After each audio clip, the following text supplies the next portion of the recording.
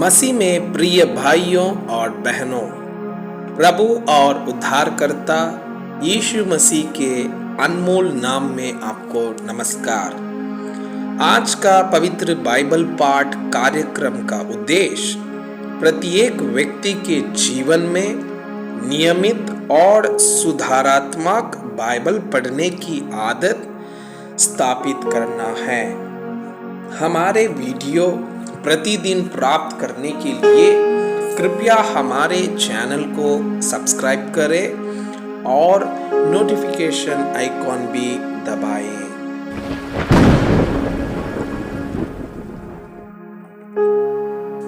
आज का पवित्र बाइबल पाठ उत्पत्ति की पुस्तक अध्याय 30। जब राहेल ने देखा कि याकूब के लिए मुझसे कोई संतान नहीं होती, तब वो अपनी बहन से ढाक करने लगी और याकूब से कहा, मुझे भी संतान दे, नहीं तो मर जाऊंगी। तब याकूब ने राहेल से क्रोधित होकर कहा, क्या मैं परमेश्वर हूं? तेरी खोक तो उसी ने बंद कर रखी है। राहेल ने कहा, अच्छा, मेरी दासी बिल्हा हाजिर है, उसी के पास जा, वो मेरे घुटनों पर जनेगी और उसके द्वारा मेरा भी घर बसेगा। तब उसने उसे अपनी दासी बिल्हा को दिया कि वह उसकी पत्नी हो, और याकूब उसके पास गया और बिल्हा गर्भवती हुई और याकूब से उसके एक पुत्र उत्पन्न हुआ। तब राहेल ने कहा, परमेश्वर ने मेरा न्याय चुकाया और मेरी सुनकर मुझे एक पुत्र दिया। इसलिए उसने उसका नाम दान रखा।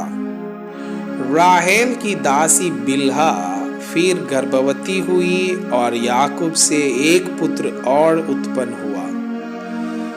तब राहेल ने कहा, मैंने अपनी बहन के साथ बड़े बल से लपटकर मल्ल युद्ध किया और अब जीत गई।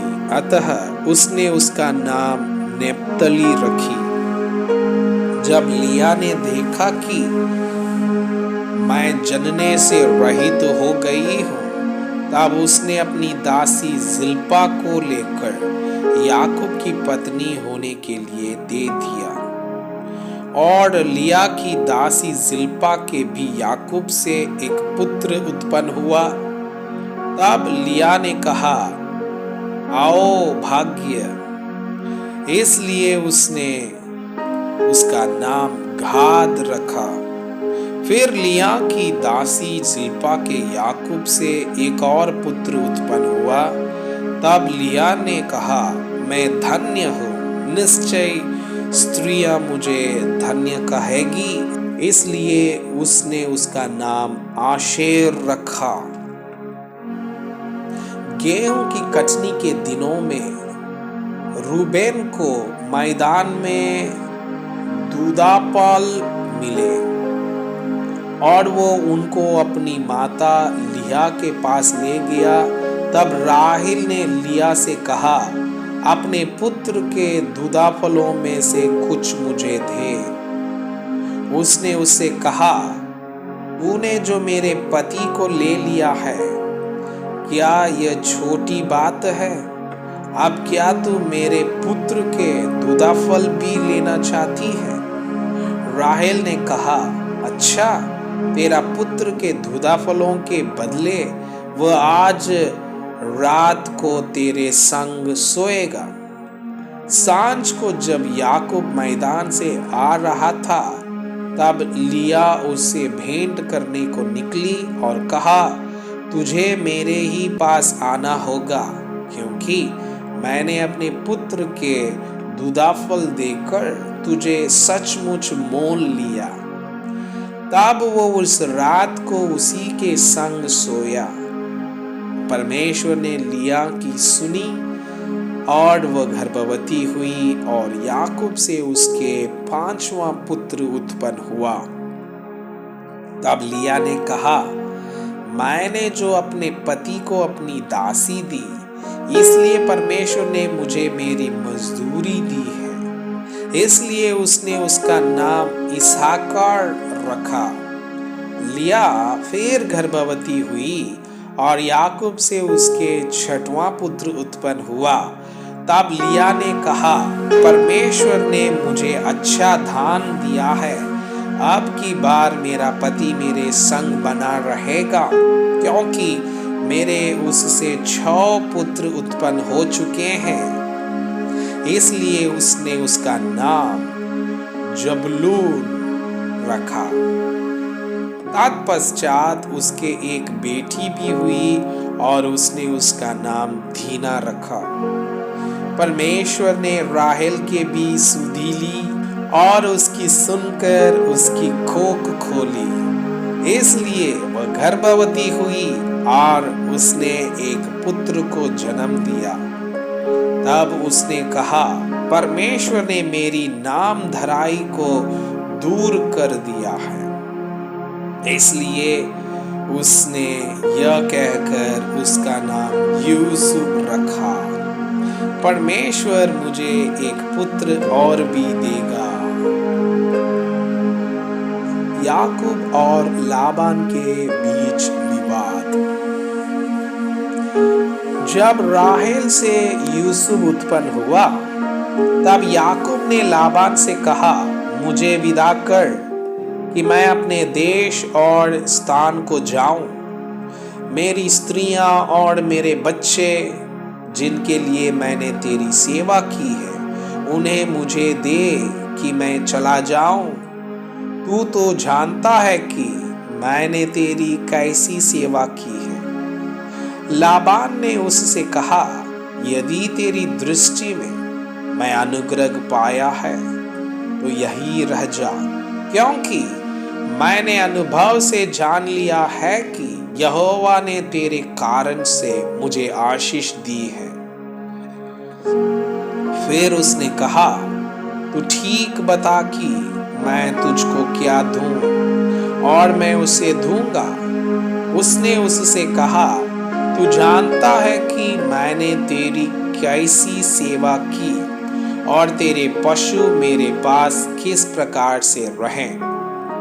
मेरे आने से पहले वे कितने थे और अब कितने हो गए हैं, और यहोवा ने मेरे आने पर तुझे आशीष दी है। पर मैं अपने घर का काम कब करने पाऊंगा? उसने फिर कहा, मैं तुझे क्या दूं? याकूब ने कहा, तू मुझे कुछ ना दे। यदि तू मेरे लिए एक काम करे तो मैं फिर तेरी भेड़ बकरियों को चराऊंगा और उनकी रक्षा करूंगा।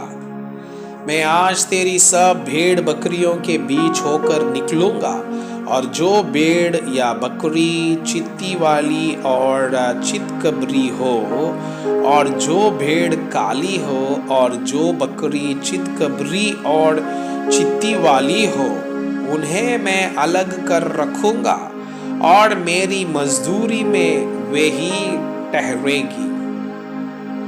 और जब आगे को मेरी मजदूरी की चर्चा तेरे सामने चले, तब धर्म की यही साक्षी होगी, अर्थात बकरियों में से जो कोई न चित्ती वाली न चितकबरी हो, और भेड़ों में से जो कोई काली ना हो, यदि मेरे पास निकले तो छोरी की ठहरेगी। तब लाबान ने कहा, तेरे कहने के अनुसार हो। अतः उसने उसी दिन सब धारी वाले और चितकबरे बकरों और सब चित्ती वाली और चितकबरी बकरियों को, अर्थात जिनमें कुछ उजलापन था, उनको और सब काली भेड़ों को भी अलग करके अपने पुत्रों के हाथ सौंप दिया। और उसने अपने और याकूब के बीच में 3 दिन के मार्ग का अंतर ठहराया और याकूब लाबान की भेड़ बकरियों को चराने लगा। तब याकूब ने चिनार और बादाम और अरमोन वृक्षों की हरी हरी छड़ियां लेकर उनके छिलके कहीं कहीं छील के उन्हें धारीदार बना दिया, ऐसी कि उन छड़ियों की सफेदी दिखाई देने लगी। तब छीली हुई छड़ियों को भेड़ बकरियों के सामने उनके पानी पीने के कटोतों में खड़ा किया, और जब वे पानी पीने के लिए आई तब गाभीन हो गई। छड़ियों के सामने गाभीन होकर भेड़ बकरियां धारी वाले, छित्ती वाले और चीतकबरे बच्चे जनी। तब याकूब ने भेड़ों के बच्चों को अलग अलग किया और लाबान की भेड़ बकरियों के मुंह को छित्ती वाली और सब काले बच्चों की ओर कर दिया, और अपने झुंडों को उसने अलग रखा और लाबान की भेड़ बकरियों से मिलने ना दिया। और जब जब बलवंत भेड़ बकरियां गाभीन होती थी तब तब याकूब उन छड़ियों को कटौतों में उनके सामने रख देता था, जिससे वे छड़ियों को देखती हुई गाभीन हो गई। पर जब निर्बल भेड़ बकरियां गाभीन होती थी तब वो उन्हें उनके आगे नहीं रखता था। इससे निर्बल लाबान की रही और बलवंत याकूब की हो गई। इस प्रकार वो पुरुष अत्यंत धनाढ्य हो गया और उसके बहुत सी भेड़ बकरियां और दासियां और दास और ऊंट और गधे हो गए। मैं आपसे यह अनुरोध करता हूँ कि कृपया आज का बाइबल पाठ को अध्ययन करें और जिन वचनों के द्वारा आप प्रभावित हुए उसे अपने कॉपी में लिखें और आज दिन भर इस वचनों को अपने जीवन में अभ्यास करें। परमेश्वर चाहता है कि आप उनके समान सिद्ध और पवित्र बन जाएं। परमेश्वर आपको बहुताई से आशीष करें। आमीन।